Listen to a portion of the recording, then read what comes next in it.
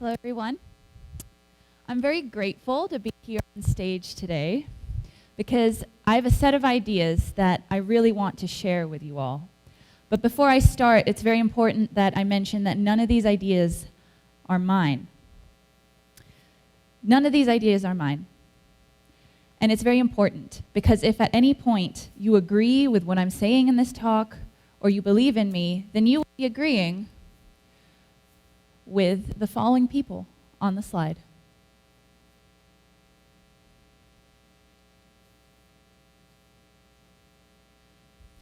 The following people have died for their ideas. They have died defending their ideas. They have lived defending their ideas. They have played various roles in civil rights throughout history in Western society. All of them, however, have not had the opportunity to be faced with a sympathetic audience and people who are open to new thoughts. So if you agree, please know you are agreeing with them. If you believe in what I say, you are believing in them and not in me. If you disagree, I ask you to make a good faith effort to reflect on your notions of race and inequality in this 21st century and challenge those notions if need be. Once I get to the end of this talk, I'm going to answer the question of why should you care about structural racism, especially if you're like me, you're white. But first, I need to talk about why I care. Here's why I care. This is me when I was 14 years old. I have a glass of champagne in my hand. I have a nice hat, a nice dress. I was actually in London at this time. I was there to watch the Ascot horse races, which is where the Queen of England races her horses. So a very bougie event. And it's a photo that I think represents my life and my opportunities that I've had in life quite well. I have never wanted for food. I've never wanted for shelter. I've never wanted for money. I've never wanted for love, for my parents' time, for friends, for people to hold me up when I'm down, for people to say, you know what, Luiza, that mistake, that's not a mistake. You try again. You're innocent of all wrongdoing. People have been on my side even when I was wrong. And my mother, when I was this age, when I was 14, she opened my eyes to something. She told me this, a statement that I carry with me ever since. And it's a painful statement to hear, but I have to repeat it word for word in order to make my point. She told me, Luiza, you need to be thankful. You need to be thankful that you were born white. You need to be thankful that you were born rich. You need to be thankful that you were born a straight person.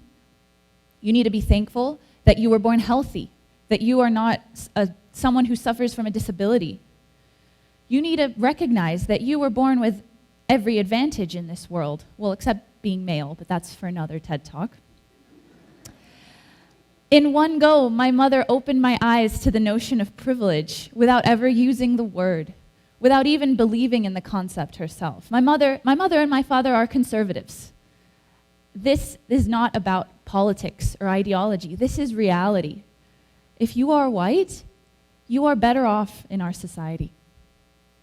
I carried that statement with me ever since, and I have not been able to dissociate myself from it. I've never forgotten the implication in her words that I was more worthy than another human being because of the circumstances of my birth. And I've never forgotten the inverse of that there are millions of people who are less worthy because of the circumstances of their birth. So I took her advice and I was grateful. I said, thank you, I'm grateful, but I'm also disgusted. And now I don't know what to do, I don't know how to feel. And since the day she told me this, I went off to college. I got to know lots of people from lots of different walks in life. I had many friends and boyfriends of different races and religions.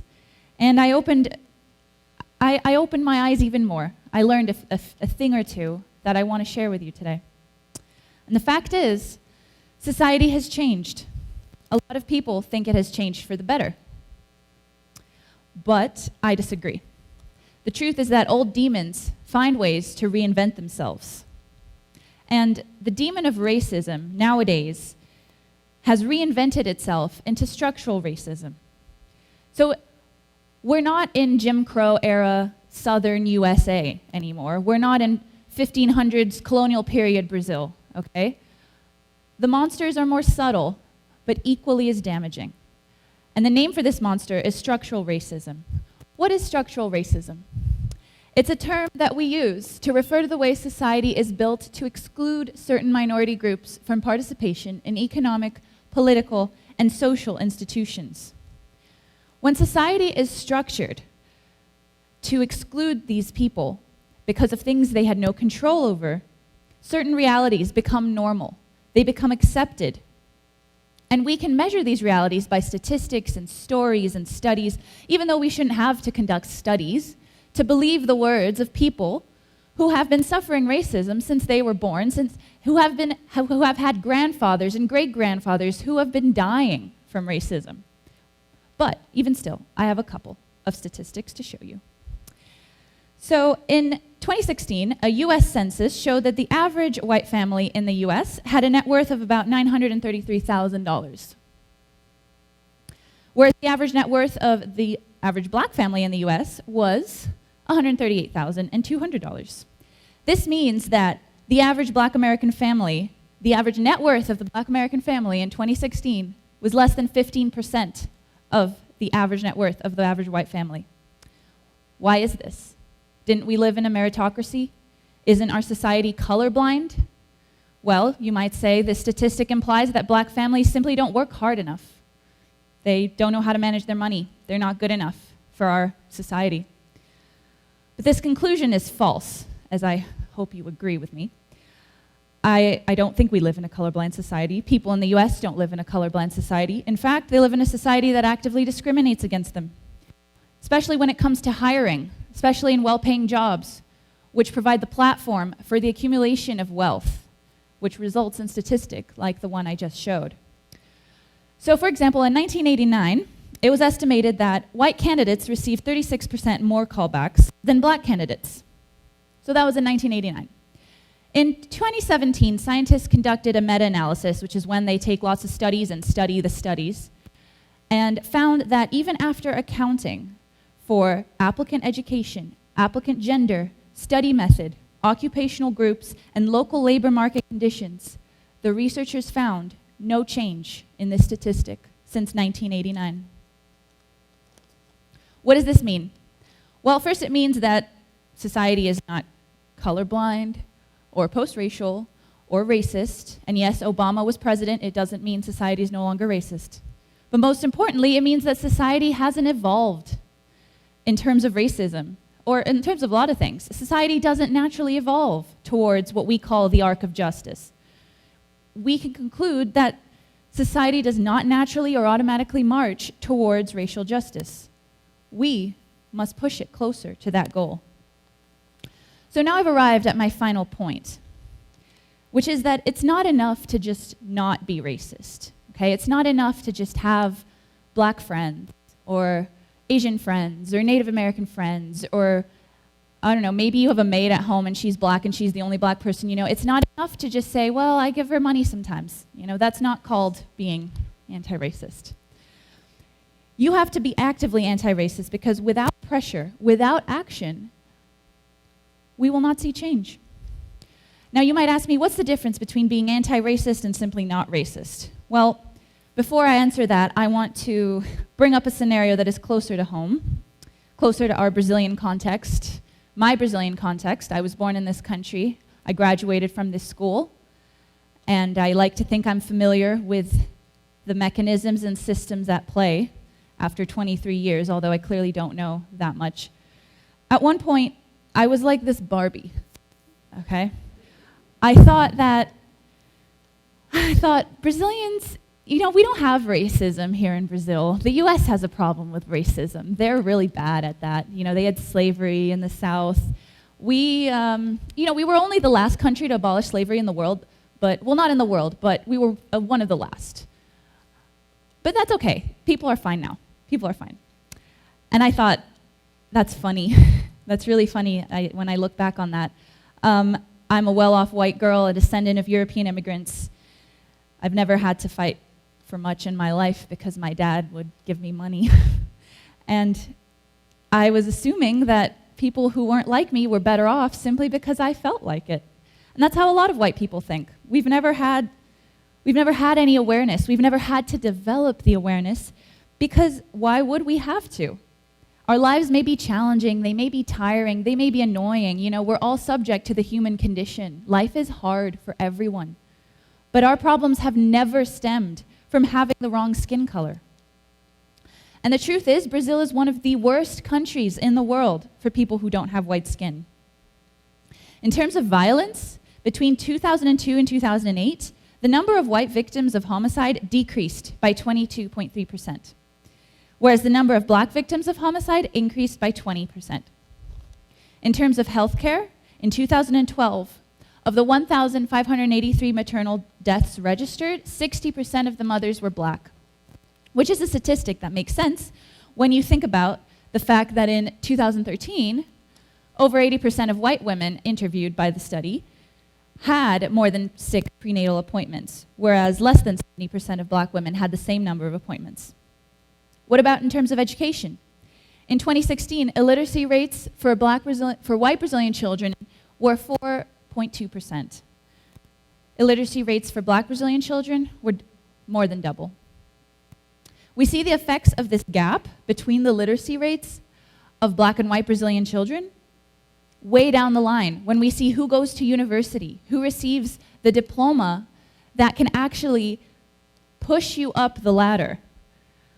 In 1995, the chance that a white Brazilian would go to university was 13.1%. This doubled in 10 years. The change in literacy rates among black Brazilians in the same time span quadrupled, but it's still less than what it was for white Brazilians in 1995. So what do we see here?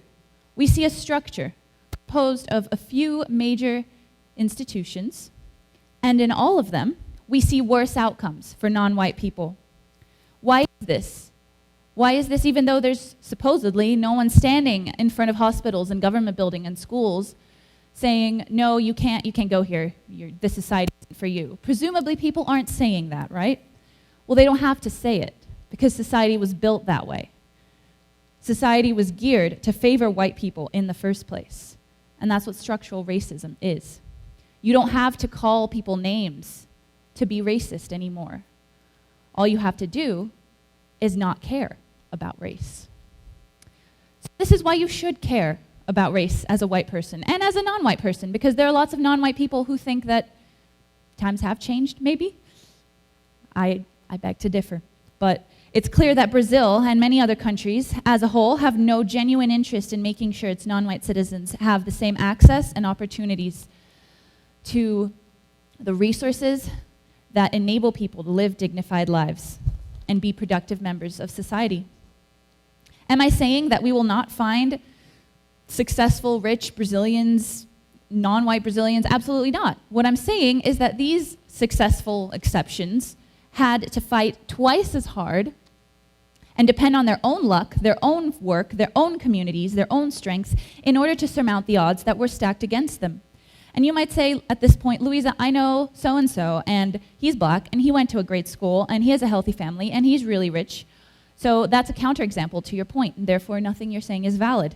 Or Luiza, I know Neymar, I know who else, I know whoever, tons of famous, successful black Brazilians. And I say, yes, that's amazing. It's amazing, they exist. Cases abound of individuals who have defied the odds. But I'm not talking about individuals. I'm not talking about exceptions. I'm talking about entire systems, millions of people, and the trends that we see in a wider macroscopic context. So we're comparing the micro level, which is individuals and exceptions, to the macro level, which is systems. You might also say, Luiza, if you just stopped talking about this, all of you people just keep talking about it. Maybe if you just stop talking about it, we can actually focus on examples when actual racism happens. Well, first, I don't know what you mean by actual racism. Have you ever experienced it? I haven't, so I'm not a reference in that point. But the truth is, refusing to talk about racism does not eliminate racism. Assuming that society treats everyone equally does not make society more equal. Saying that structural racism doesn't exist because you haven't felt it haven't noticed it, haven't questioned your reality, does not make it so that structural racism simply ceases to exist. And saying you're not racist because you're made as black does not make you not racist. And just because you have black friends who don't feel affected by racism does not mean that racism doesn't exist. So what are my suggestions to you? Well, first, don't be race blind. Don't be racist. Be race conscious. One approach is passive, non-committed, indifferent. The other approach actively takes a stand against racism. Being race sensitive, being race conscious means actively, intentionally, and strategically adopting anti-racist approaches. The second thing is, I want to ask you to think about how many second chances you've been given in life. Start reflecting on your own luck. How were you born lucky or unlucky? What luck was denied to you based on things you have no control over? How secure and reliable is your safety net?